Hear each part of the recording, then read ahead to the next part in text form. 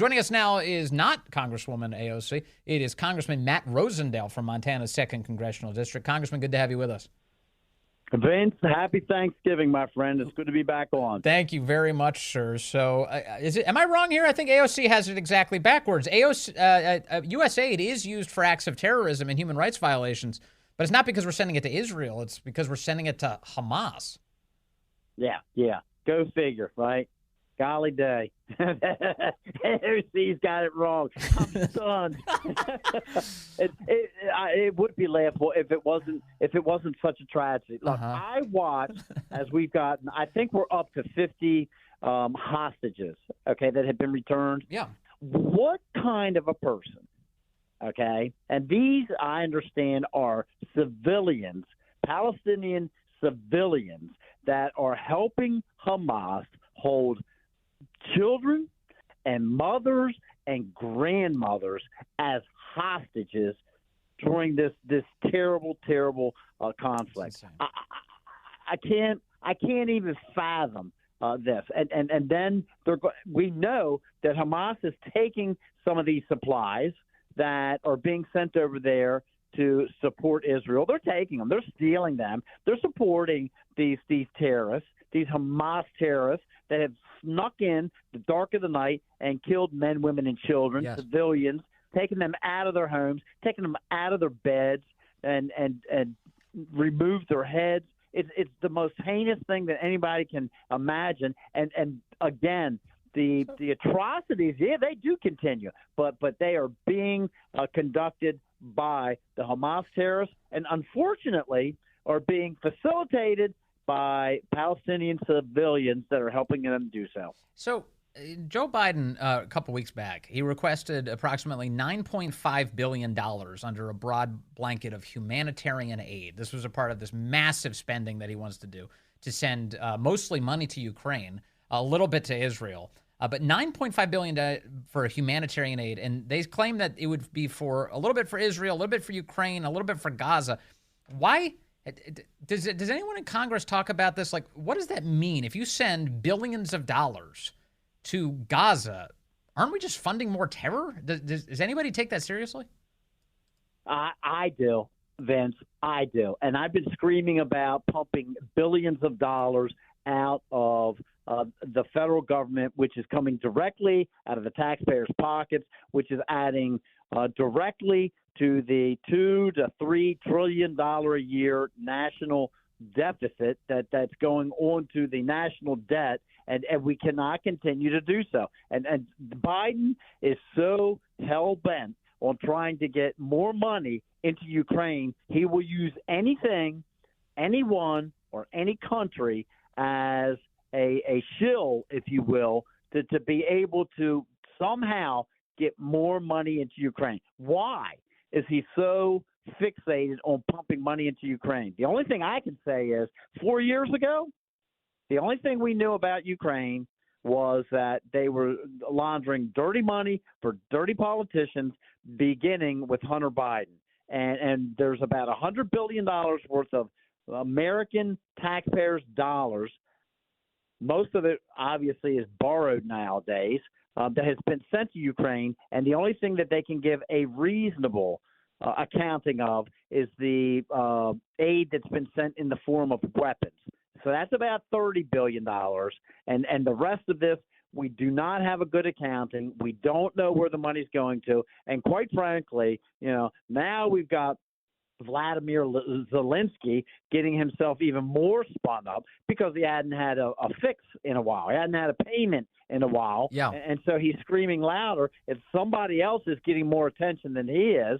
And he's come out and said it takes $80 billion a year to run his country, and he expects the United States of America to be footing that bill for payment, for pensions, for everything. And I, for one, am not going to sign off on that. Okay, let me play some audio for you. This is Speaker Mike Johnson yesterday. This is so weird. I was at Sarasota Airport because I was traveling. He apparently was there at the very same time answering a question about Ukraine as a spending priority. He's a Republican, of course, Speaker of the House. Here's what he had to say. Ukraine is another priority. Of course, we can't allow Vladimir Putin to march through Europe, and we understand the necessity of assisting there. What we've said is that if there is to be additional assistance to Ukraine, which most members of Congress believe is important, we have to also work in changing our own border policy. And so there's been a lot of thoughtful negotiation ongoing with that. I think most of our Senate colleagues recognize that those two things need to move together because we owe that to the American people. That's what. So should spending in Ukraine be a priority on par with our border? No, it should not. I've introduced legislation in the 117th Congress early on in this conflict, and I've reintroduced it now, Vince, here in the 118th Congress, that says that we won't send a penny to Ukraine until we have control over our own southern border. Not until we spend X amount of dollars on our southern border, until we have control over our southern border. And I'm getting ready to introduce some more legislation that basically puts a large damper on any kind of immigration, because we have had millions and millions. We're approaching 10 million people that have come into our country illegally, and this has to stop until folks can be deported that came here illegally and assimilated that came here legally. Yeah. And we have to get – look, this has been done in the past. Smart. This is not unique, to our time now. When we have these large influxes, we've got to address it. But I can tell you,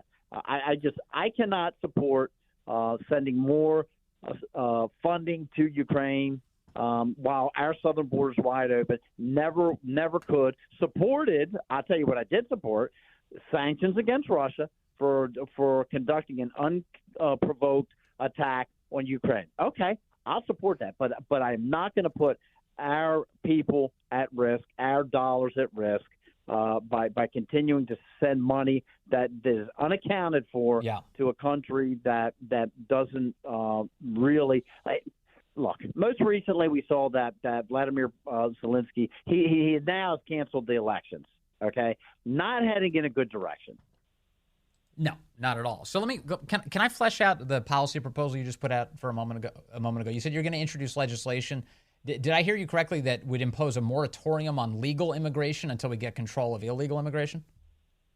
Based upon the illegal immigration, we're not going to ask for the basically the quotas from different countries, other countries that has already been established, and also for our work visas, not to stop that, because there's a certain amount of people that have already been coming in legally, working, returning back to their country of origin. We don't want to stop that, because I don't want to take my agricultural producers and put them in a pinch. But any expansion or new entries that we do need to put a moratorium on. I do think so. This is kind of an interesting idea, because if you were to stop handing out, visas to tech employees, and all of a sudden, you know what I mean? And like all of a sudden these big corporations lost these flow of workers that normally come in under these legal means. How much pressure could you get these companies to impose on Washington to crack down on illegal immigration? So I will tell you right now, that's like a whole separate argument, but I really have a problem with the tech industry that has been exploiting. There's no other way to put it. Exploiting people from other countries, bringing them in, paying them low wages. They're basically indentured service. They have to stay at that company. Yes, they do. They're not allowed to move on. They are supposed to only do that when they do not have enough of the positions to be filled by our own citizens, domestically. Right. But it is being terribly abused, and then they continue to roll new people in so that they can keep the wages artificially suppressed. And the tech industry is notorious for this. Yeah, for sure. Interesting. Anyway, let me get back to this issue, though, of priorities, because I started my program talking about this today, Congressman Rosendale. I had Congressman Mark Green on recently, and we always appreciate his contributions to the head of the Homeland Security Committee. But in my exchange with him, I noticed that Congress was given members of Congress were able to sit down and watch a video of the Hamas attack on Israel, as it was filmed from the vantage of Hamas. Horrific, just terrible scenes. And many members of Congress reported that it was unbearable. They could barely watch it. Some left, apparently. And I asked Congressman Green about this, and I wonder to what extent you'd be for it. I think I know the answer. But why isn't there a demonstration? Why isn't there a video? Why don't we sit down members of Congress in a theater to show them what's happening in America? That is, what's happening on our southern border.